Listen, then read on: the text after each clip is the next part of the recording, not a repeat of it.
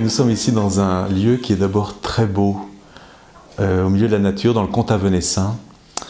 Et c'est un lieu où il est bon de se poser et puis de se tourner vers le sens de ce qui fait notre vie, notre existence.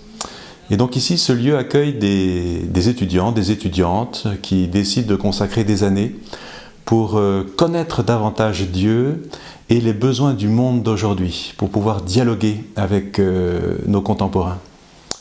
Et parmi eux, donc, il y a des séminaristes, dont notre Louis Fabre. On est dans la Provence, dans cette belle région. On est dans un paysage assez rude, tout proche du Mont Ventoux. Donc ce lieu, Sainte-Garde, a une histoire très particulière qui remonte au XVIIe siècle. Ce qui est important pour moi, c'est que c'est un lieu qui a été voulu par Dieu à la base, en lien avec les prêtres. Sainte-Garde, c'est l'appellation de la Vierge Marie au moment de l'ascension du Christ. C'est-à-dire que le Christ ressuscité s'élève et disparaît à la vue des apôtres.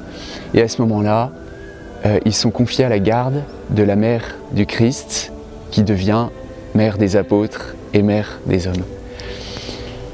Donc c'est un lieu marial, un lieu voulu par Dieu pour le soin des prêtres à la base, puis ensuite pour la formation. Ça a été un petit séminaire à un moment donné. Alors ce qui me parle dans ce lieu, avant tout, c'est la spiritualité dont il est imprégné. Aujourd'hui, il est sous la gestion de l'Institut Notre-Dame de Vie, qui est un institut carmélitain. L'esprit du Carmel, c'est un esprit à la fois d'intériorité, de paix, de silence pour être en présence de Dieu. Et cette paix n'est pas un isolement, n'est pas un retrait du monde, une coupure, c'est un silence qui est là pour fortifier un apôtre. Voilà, la spiritualité du Carmel, c'est celle du prophète Élie, qui brûle de zèle pour le Seigneur, qui le rencontre dans un lieu désolé, une montagne déserte, et en même temps qui va être un apôtre, qui va être un grand prophète d'Israël. Le fondateur de Notre-Dame de Vie, c'est un religieux carme, le bienheureux Marie-Eugène de l'Enfant Jésus. Il a été béatifié il y a juste 2 ans. Il portait cette passion-là de pouvoir conduire à Dieu, que l'amitié avec Dieu est possible. Et elle est dans les gènes de notre baptême. Et ce désir-là est un désir aussi de faire du bien aux autres, de porter la bonne nouvelle, d'évangéliser. C'est cela qui fait vivre les membres de Notre-Dame de Vie et c'est ça aussi qui irrigue notre lieu de formation. Ces jeunes hommes sont une trentaine. Leur grande qualité, je trouve, c'est leur confiance.